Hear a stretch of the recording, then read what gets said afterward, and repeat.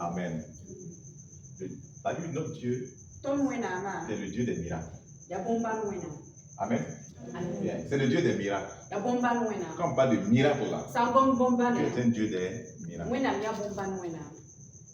Des prodiges, des signes. Il est le Dieu des délivrances. Celui qui délivre. Amen. C'est lui qui guérit. C'est lui qui ressuscite les morts. Et c'est lui qui bénit. Et beaucoup ont vu ça. Beaucoup ont vu la puissance de Dieu. Beaucoup ont vu la grandeur de Dieu. Beaucoup ont vu les miracles de Dieu. Des morts ressuscités. Au nom de Jésus, des démons criaient et puis disparaissent. Beaucoup ont vu ça. Et beaucoup sont convaincus.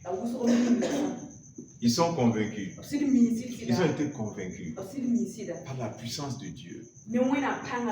Par la puissance des miracles. Par les guérisons. Ils sont convaincus de Jésus. Par les délivrances. Ils sont convaincus de Jésus. Mais il y a un mais. Ils ne sont pas convertis. Ils sont convaincus, mais ils ne sont pas convertis. C'est un problème. On se retrouve avec beaucoup de gens, même dans les églises, qui sont convaincus, mais qui ne sont pas convertis. Beaucoup. Ils vont aller de lieu en prière. De lieu en prière. Ils vont aller de miracle en miracle. On a entendu qu'il y a un serviteur de Dieu ici, il fait des miracles. Il y a un autre ici, il fait des miracles. Ils vont aller de lieu en lieu. De serviteur de Dieu en serviteur de Dieu. Pendant 20 ans, ils sont convaincus par les miracles. Ils regardent, ils sont convaincus que Jésus est tout puissant. Jésus guérit. Jésus délivre. Ils ne sont pas convertis. Leur vie ne change pas. Leur vie ne change pas. Et malheureusement, il y a beaucoup qui sont dans ça. Quand ils viennent au Seigneur, ils viennent. Seigneur, c'est toi seul qui peux faire ça. C'est toi seul qui peux me délivrer. Oui. Quand ils attendent, au bout d'une semaine, 2 semaines, 3 semaines, 1 mois, 2 mois, ce qu'ils attendaient de Dieu, la main de Dieu qu'ils attendaient, quand ça tarde, ils disent, je vais reprendre mon ancienne voix. Quand l'esprit se manifeste, quand l'onction est déversée, ce sont des gens qui pleurent, qui versent des larmes. Seigneur, à partir d'aujourd'hui, ma vie, je vais abandonner le mensonge, la fornication, l'adultère, les critiques. Ils sont convaincus. Une semaine plus tard, ils sont repartis au mensonge, aux critiques, aux haines, aux rancœurs, à l'adultère. Pourquoi? Ils ne sont pas convertis. Ils ne sont pas convertis.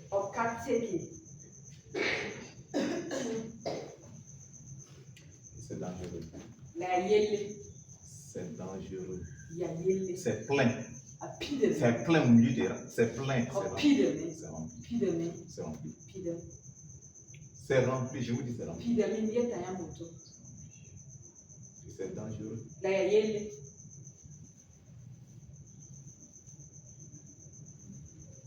Une chose est d'être convaincu.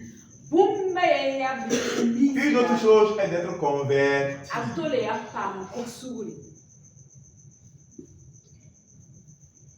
Si tu es convaincu seulement, tu es en danger. Tu professes de ta bouche. Jésus est Seigneur. Jésus sauve. Jésus guérit. Parce que tu es convaincu. Mais toi-même, tu n'es pas converti. La conversion signifie se tourner, revenir sur un chemin dont on s'était égaré. Se détourner de ses péchés et les abandonner. Voici la conversion. Quels sont les signes d'une vraie conversion? Quand on est converti, on respecte les commandements de Dieu et on ne cherche pas d'excuses. Écoutons-nous bien. Ce n'est pas juste un message comme ça. Quand on est converti, on respecte les commandements de Dieu et on ne cherche pas d'excuses. On ne justifie pas son mauvais comportement.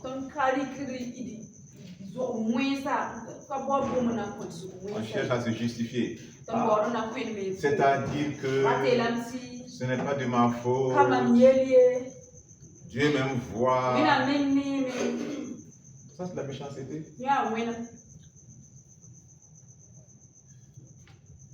Celui qui est converti, il ne fait pas ça.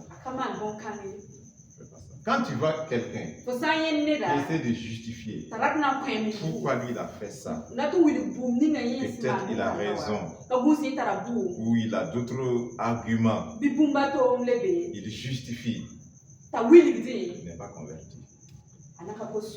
Non. C'est quelqu'un qui est convaincu. Il n'est pas converti.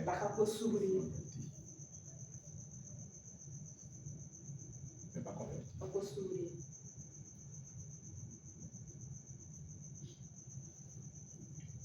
Celui qui est converti, il ne trouve pas des moyens pour repousser les limites de la parole de Dieu. Vous voyez? C'est ce que Dieu a dit là. Il y a des gens qui veulent repousser. Vous voyez ce que le serpent a fait à Ève?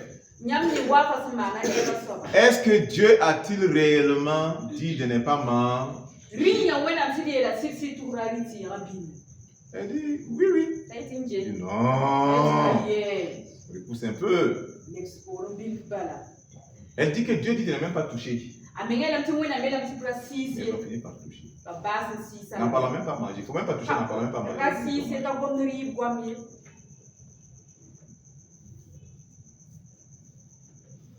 De nos jours, ça existe toujours.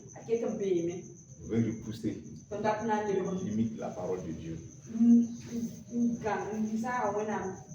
Est-ce que Dieu a-t-il dit que la masturbation c'est un péché?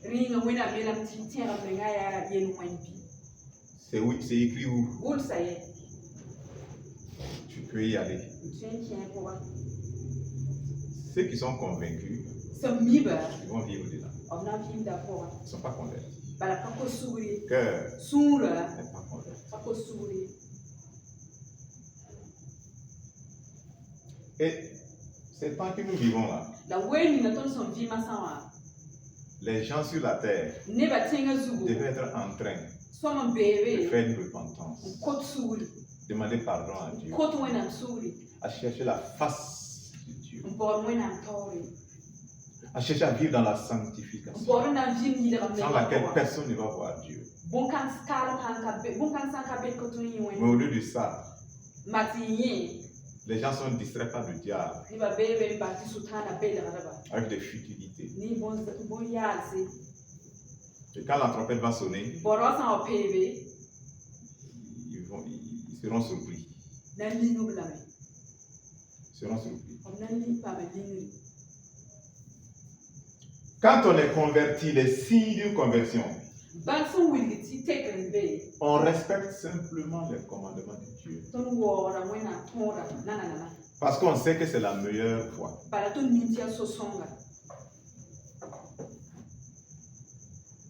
C'est la meilleure voie. On la respecte. On la vit. On demeure dans les commandements. Que ta volonté soit alignée avec celle de Dieu. Que notre volonté soit alignée avec celle de Dieu. Jésus-Christ ne cherche pas des gens qui le suivent partiellement. Non. Il ne cherche pas des gens qui le suivent à l'église. Et quand ils sont de l'église, ils ne le suivent plus. Il ne veut pas ça. Non, frère. Ma soeur. Non. Non. Il veut des gens qui vont le suivre pleinement. Il ne cherche pas des gens qui l'adorent à l'église. Alors quand ils sortent, ils ne l'adorent plus. Non. Il cherche des gens qui l'adorent pleinement et en tout temps. Qui l'adorent. Qui le servent. Qui le suivent. Le choix de servir Jésus doit être total et non partiel.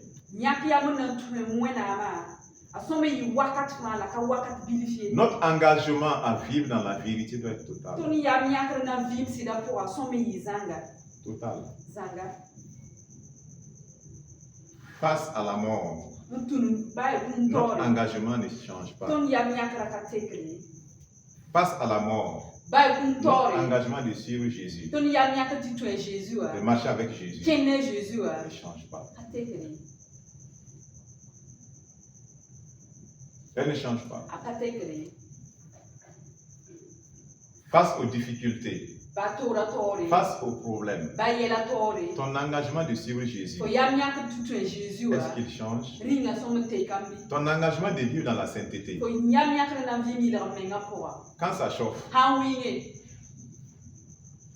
est-ce que tu tiens cet engagement? Tu dis, je ne vais pas me compromettre. Je ne vais pas vivre dans le péché.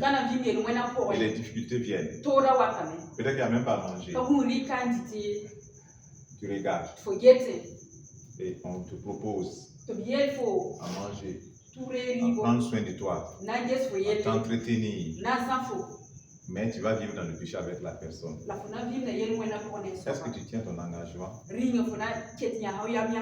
On t'a dit, alors tu vas vieillir. Tu es en train de vieillir.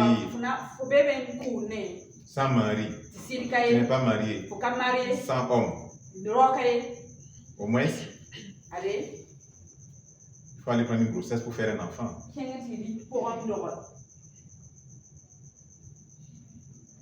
Tu vas faire quoi?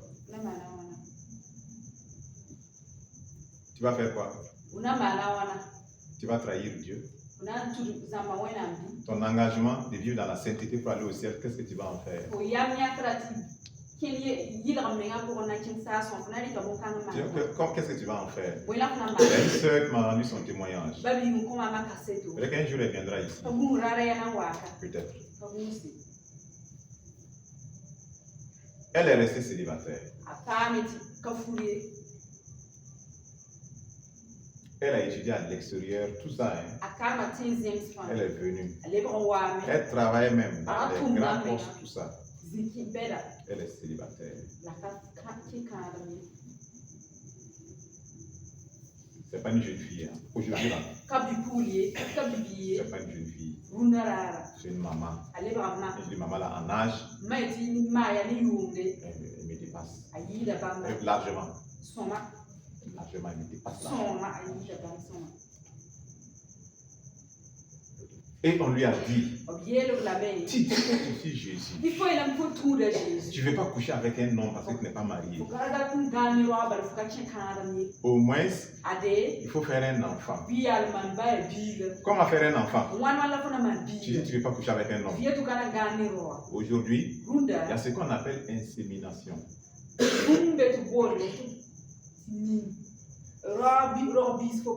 Voilà.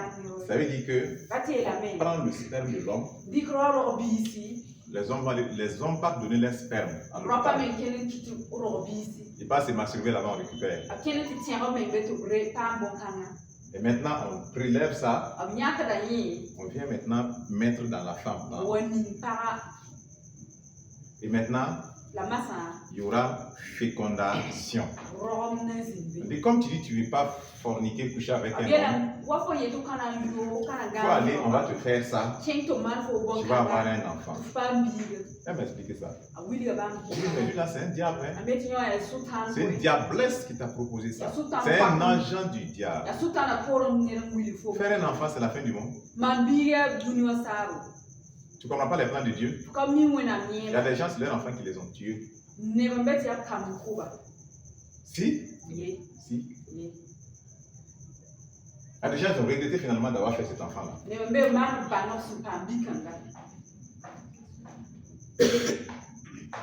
Et tu vas faire un enfant. Dans ces situations, tu as pensé à l'enfant. Toi, tu as pensé à ton égoïsme. Moi, je veux un enfant. Tu penses qu'un enfant, lui, veut venir dans ces conditions. Venir trouver qu'il a une maman. Il dit, maman, où est papa? Ah, m'a dit que, petit. C'est sperme, non, on a pris la maman et puis tu es venu. Comment c'est ça, il veut? Tu penses que tu as pensé à lui, il est heureux? Pas ton égoïsme te pousse à créer un problème. Parce que l'enfant a besoin du papa et de la maman. Il a besoin. Voilà pourquoi Jésus, même Marie, Dieu pouvait prendre soin de Marie sans Joseph, c'est pas vrai? Mais il a dit à Joseph, l'enfant qu'elle a du Saint-Esprit, prends-la. L'enfant doit naître dans une on doit l'éduquer. Ça, c'est le plan de Dieu. Cette soeur-là, elle a refusé de faire ça. Elle est là aujourd'hui. Âgée, sans mari, sans enfant, mais je vous dis sa foi. Sa foi, elle a traversé des difficultés. Elle a médité l'histoire de Job là, dans ses difficultés tellement.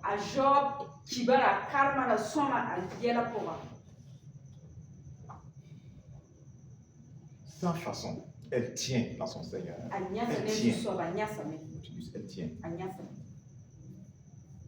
Aujourd'hui, combien de personnes, même parmi nous ici, sont capables de rester avec Jésus?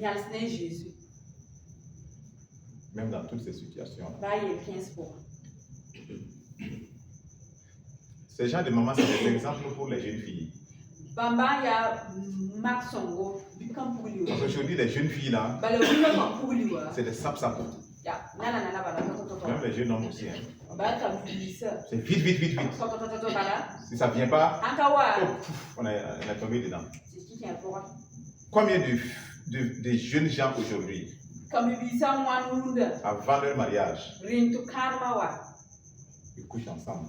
Et maintenant, quand ils viennent, quand on les demande, puisqu'ils savent, si avant votre mariage, vous avez des rapports sexuels ensemble, dans certaines églises, on fait votre mariage au dehors. Comme ça, tout le monde sait que vous êtes des foutus. Et aussi, pour que ça fasse un baptisement pour les autres. Donc, comme ils savent ça, non seulement ils couchent ensemble, et quand ils viennent, quand on les demande, ils disent non, qu'ils n'ont rien fait. Devant Dieu, regardez ça. La crainte de Dieu n'est pas là. La crainte crainte de Dieu. À cause de ça, certains même, ils avortent. Il y a des rapports, il y a grossesse, mais pour qu'on fasse le mariage là. Regarde les jeunes gens d'aujourd'hui.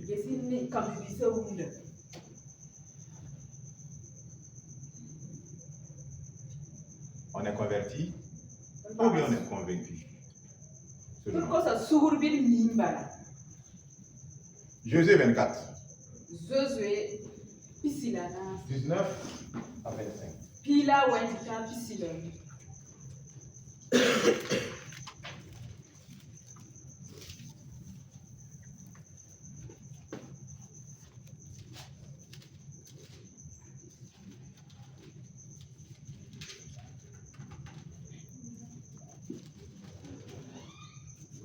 Ok. Je lis. Josué dit au peuple,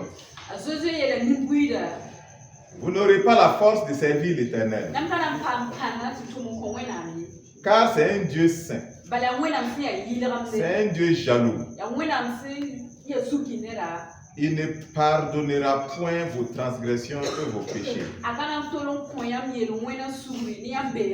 Lorsque vous abandonnerez l'Éternel et que vous servirez des dieux étrangers, il reviendra vous faire du mal et il vous consumera après vous avoir fait du bien. Le peuple dit à Josué, non, car nous servirons l'Éternel. Josué dit au peuple, vous êtes témoins contre vous-même que c'est vous qui avez choisi l'Éternel pour le servir. Ils répondirent, nous en sommes témoins. Et maintenant, écoutez ce que Josué dit. Ôtez donc les dieux étrangers qui sont au milieu de vous. Et tournez votre cœur vers l'Éternel, le Dieu d'Israël. Et le peuple dit à Josué, nous servirons l'Éternel notre Dieu et nous obéirons à sa voix. Amen. Voici la parole de Dieu pour nous.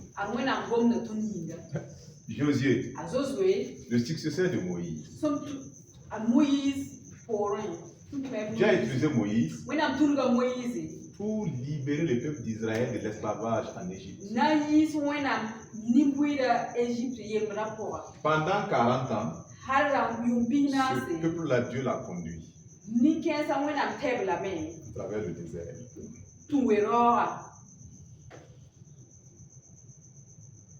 Jusqu'à la mort de Moïse. Et Josué maintenant, était serviteur de Moïse. Dieu lui a dit que c'est lui qui va conduire le peuple maintenant et le faire entrer dans la terre promise.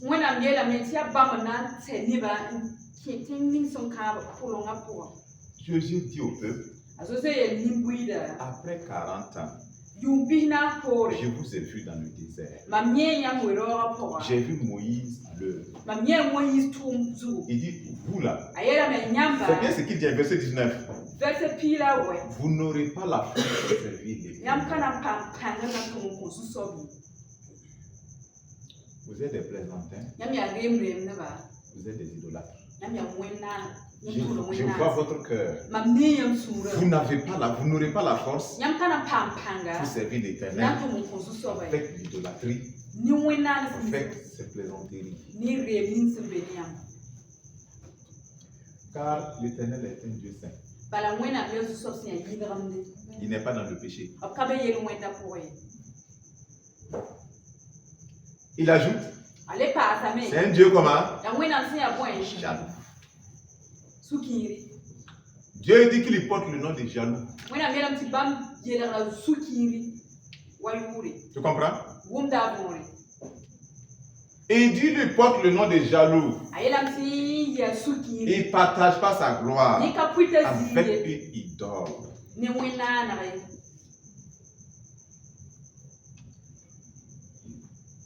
Le Dieu jaloux, il ne va pas te partager.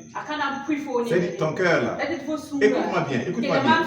Si dans ton cœur, il y a quelque chose qui compétit contre Dieu la première place. Il est parti. Net. Net, il est parti. Il laisse la place à cette chose. C'est fini. Si dans ton cœur, ton travail prend la première place, Dieu est parti. Net. Dieu est parti.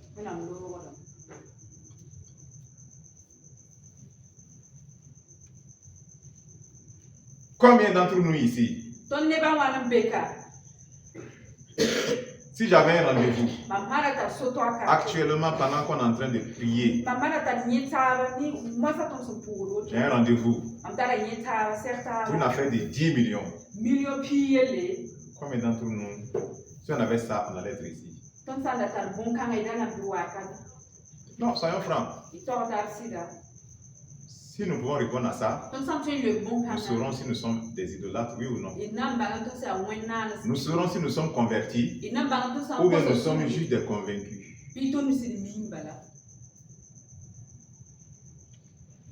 On dit qu'il y a une affaire de 10 millions. Qui allait être ici? Je vais aller gérer l'affaire. Dieu va attendre.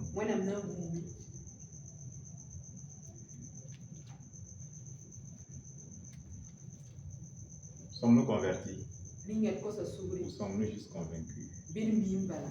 Dieu va enlever les convertis. Il va laisser les convaincus.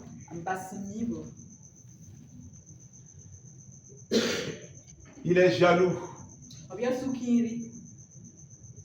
Si dans mon cœur, écoute-moi, ma femme prend la première place, Dieu me jette dans la poubelle. Vas-y. Va. Il m'attend. En tout cas, ma femme appartient à Dieu aussi, non? Elle va prendre la place de Dieu dans mon cœur. Est-ce que mon enfant va prendre la place de Dieu dans mon cœur? Ceux qui insultent Dieu à cause de leur femme, leur mari ou de leur enfant. Seigneur, toi tu es quel Dieu? Tu laisses mon enfant la faire comme ça. Est-ce que nous réfléchissons? Tu as créé un enfant.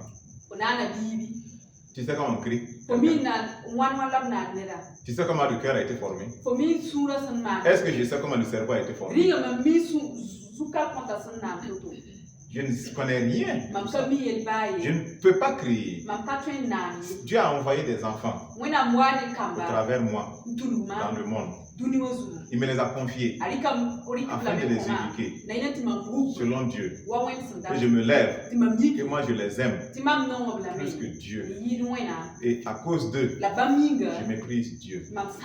J'insulte Dieu.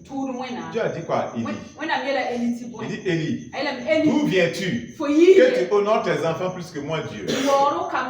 À cause de ça, ses enfants sont morts le même jour. Lui-même, il est mort le même jour.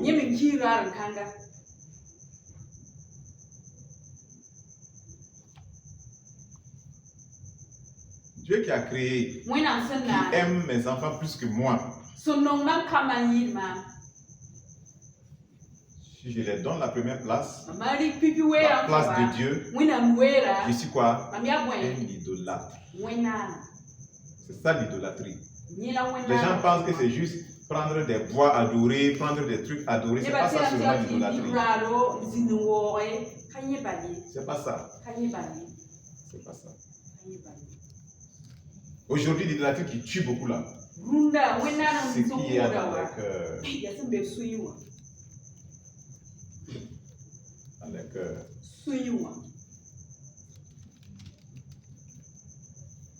Et aujourd'hui, voici le jour que Dieu décide de traiter ça dans notre vie. Alléluia. C'est une grâce. C'est une grâce. La terre entière, nous devons être dans la repentance. Que ton règne vienne. Que ta volonté soit faite sur toi comme sur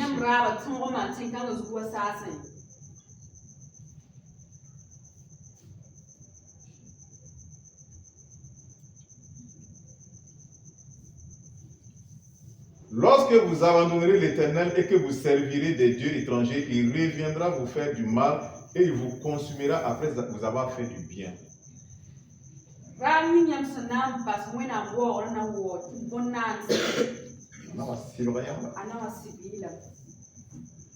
Qu'est-ce que le peuple a dit? Nous servirons l'Éternel. Et Jésus dit, vous êtes témoins contre vous-même. Et c'est vous qui avez choisi l'Éternel pour le servir. Il répondit, nous en sommes témoins. Dieu ne nous a pas forcés à accepter Jésus. C'est pas vrai? Nous l'avons accepté. Suivons-le. Si nous nous détournons de lui, nous allons nous détruire nous-mêmes. Nous allons nous détruire. Dieu ne sera pas avec nous. Il ne va pas nous accompagner.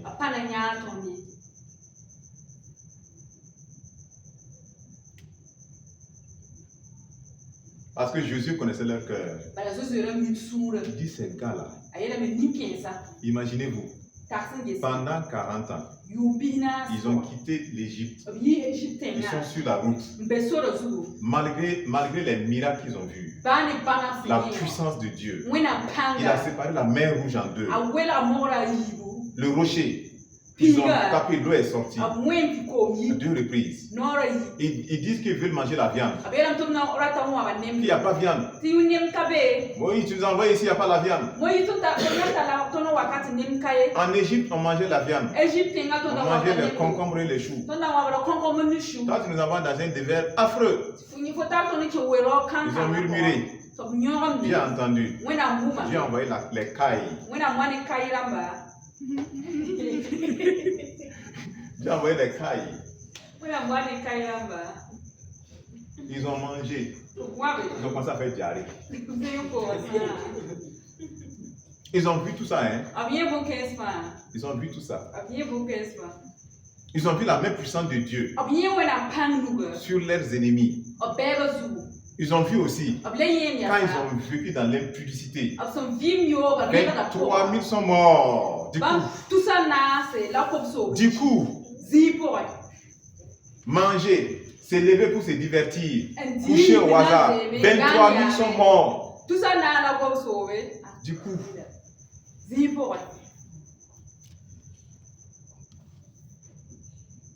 et ce peuple-là, 40 ans plus tard, Jésus leur dit, vous voulez servir Dieu.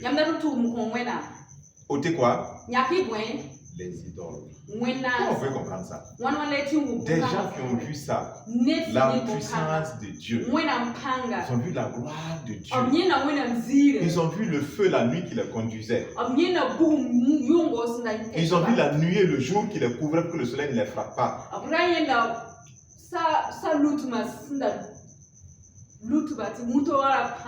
La Bible dit que leurs chaussures ne se sont pas usées, leurs habits aussi ne se sont pas usés. Encore, Dieu fait descendre la manne du ciel chaque jour. Il ramasse, il mange. Et ces mêmes gens-là, ils sont des idoles. Ça y est là-bas. Et Jésus dit, si vous voulez servir Dieu, enlevez les idoles. Pourquoi? Ils étaient convaincus. Ils ont vu la puissance. Ils sont convaincus. Ils ont vu des miracles. Ils sont convaincus. Mais ils ne sont pas convertis. Ils ne sont pas convertis. Ils ne sont pas convertis. Les miracles ne convertissent pas les gens.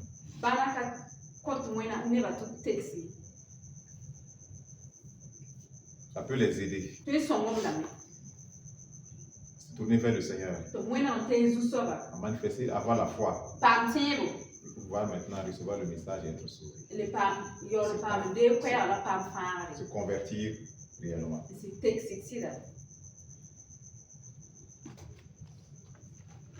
Ça, c'est beaucoup, non? C'est beaucoup. Dans le rang chrétien, le milieu chrétien, je parle du milieu chrétien, c'est beaucoup. Frère, c'est plus nombreux. Ils sont plus nombreux. Ils sont plus nombreux. Voilà pourquoi Jésus dit, Ne rentrez pas le chemin étroit, de serré. Parce que beaucoup qui voudront rentrer, beaucoup de ceux qui veulent rentrer, ils vont rentrer par le chemin large. Et ça mène en enfer. Ça mène à la perdition. Il faut que notre intelligence soit renouvelée. Il faut qu'il y ait une conversion. Dieu ne cherche pas les convaincus. Il veut des convertis. Il veut des convertis. Autant les dieux étrangers. Les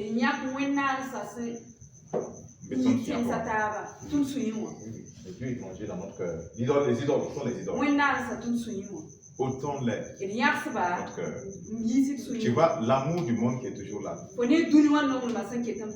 L'amour du monde qui est toujours là.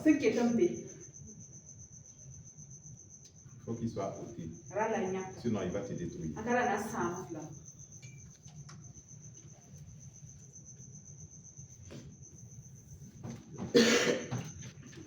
Amen.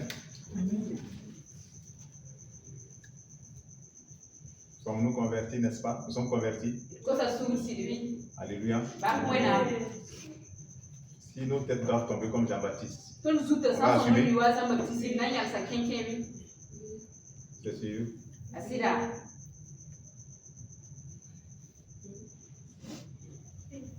Notre engagement de suivre Jésus, il est réel ou bien il est... Ça dépend. Ça dépend. Ça dépend de quoi?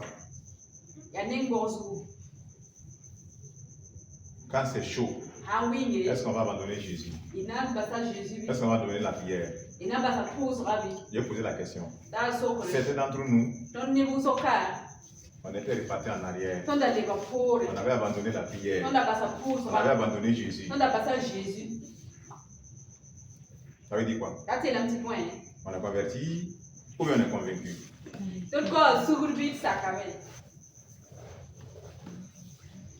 On est converti ou bien on est convaincu?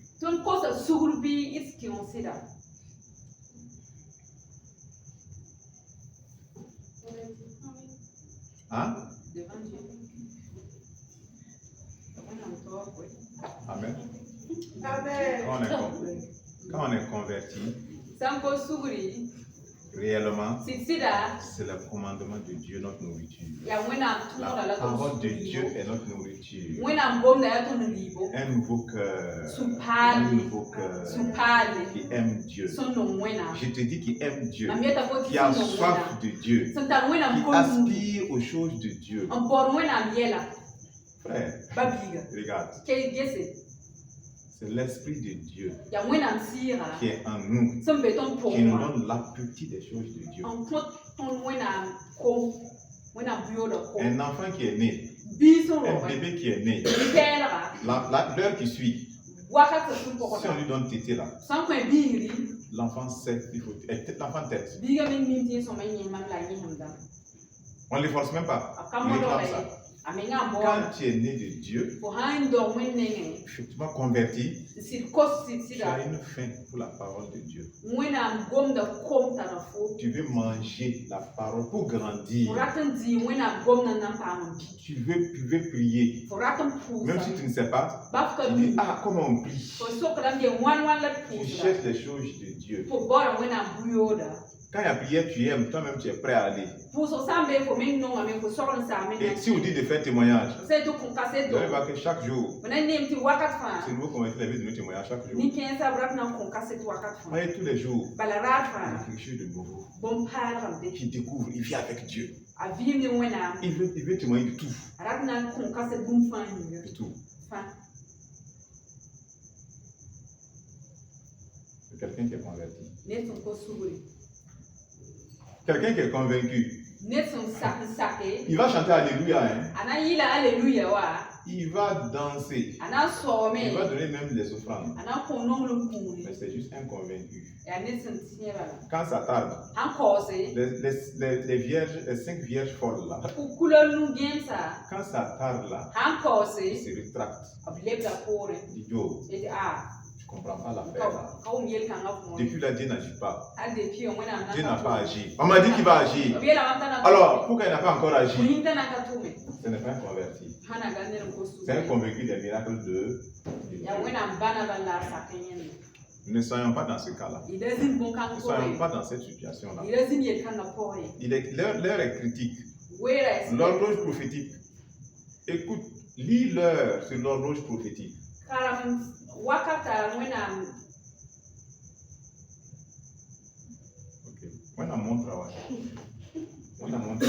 Lis-leur sur l'horloge prophétique.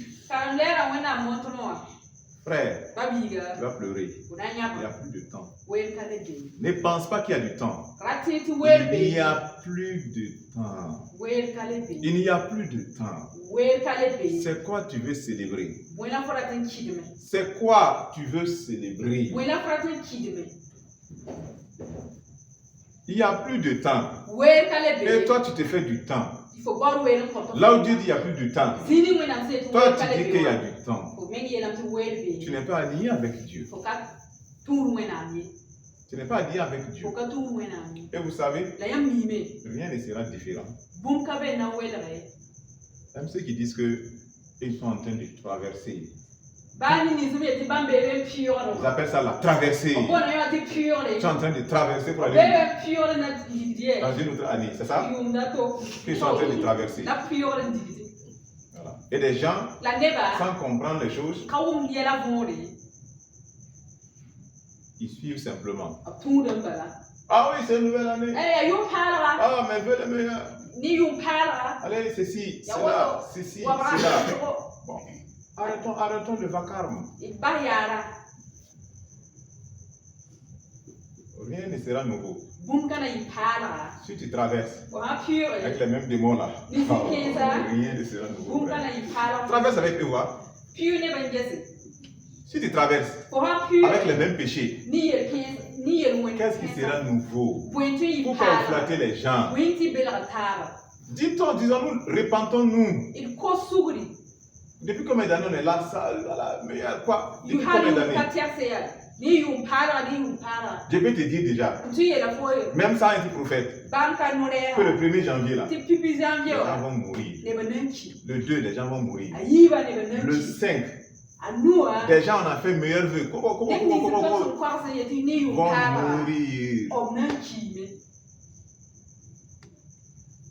Vont mourir. C'est une réalité. Tu vois? Vous voyez comment elle a la vanité? Des vanités.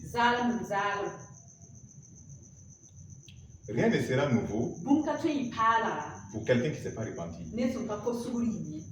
Rien. Ça va s'empirer. Ça va s'empirer. Quelqu'un qui ne s'est pas repenti, il ne faut pas le flatter. C'est quel vœu toi tu veux mettre là-bas? Bon, je vais même être truc. Quelqu'un qui ne suit même pas Dieu, qui ne prie même pas. Je peux te dire, ma prière pour toi, c'est qu'il y a ceci, c'est ça. Tu ne pries même pas. Il vient juste te dire des paroles sur toi comme ça. C'est des vœux. Bon, tu connais son Dieu. Parce que quand les gens font des vœux sur le nom de leur Dieu, si son Dieu c'est le Dieu dangereux là, quand il va venir, quand il te dit des paroles, c'est au nom de ce Dieu dangereux. Regarde ce que je vais te dire.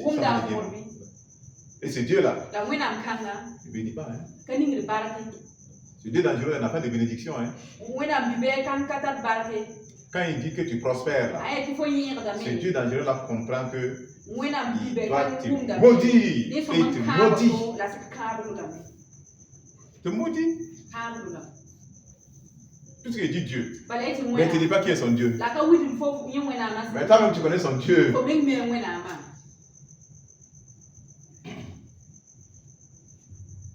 Que les chrétiens soient libérés au nom de Jésus. Au nom de Jésus. Ne soyons plus à ce niveau, ne soyons plus dans ça. Ne soyons plus dans ça. C'est la réalité, ne soyons plus dans ça. Le Dieu que nous servons, il est un Dieu bon. Il est un Dieu vrai. Suivons-le. Marchons avec lui. Le reste, c'est lui qui va donner. Frère, le reste, c'est lui qui va donner. Mais si nous suivons le reste, nous sommes des convaincus. Nous ne sommes pas des convertis. C'est pas ce que Jésus a dit. Que ce sont les païens qui cherchent le reste. Manger, boire, s'habiller là. Il dit que c'est les païens qui cherchent ça. C'est pas ça? Ce sont les convaincus qui cherchent ça. Les convaincus seulement, ils sont convaincus seulement. C'est eux qui cherchent ça. Mais les convertis, eux ils cherchent qui? Dieu et sa justice. Et maintenant le reste, Dieu les donne. Dieu les donne.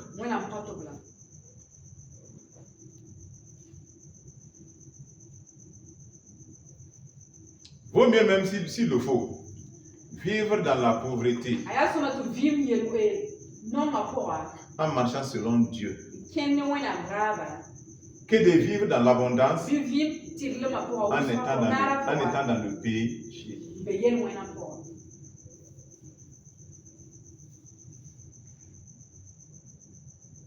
Quelqu'un qui est pauvre, qui vit selon Dieu, vaut mieux que quelqu'un qui est riche et qui vit dans le péché. Si tu ne crois pas, il faut demander à Lazare le riche. Pas le demander.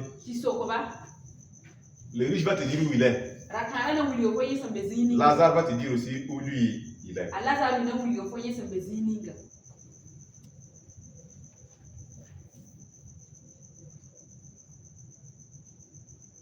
Amen. Amen. Que le Seigneur nous aide à être des vrais convertis, des gens qui marchent avec lui, qui ont soif de lui, qui se laissent conduire par le Saint-Esprit, qui ne respirent que pour Jésus, qui ne vivent que pour Jésus. Amen. Amen. Qui ne se laissent pas distraire par les choses de ce monde, la vanité de ce monde. Vanité des vanités. Sans Jésus, tout est vanité. Attrapons bien le Seigneur. Avançons avec le Seigneur.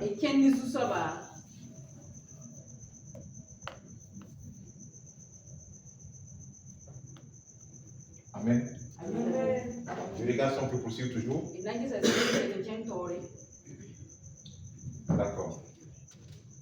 Que le nom du Seigneur soit béni. Au nom de Jésus.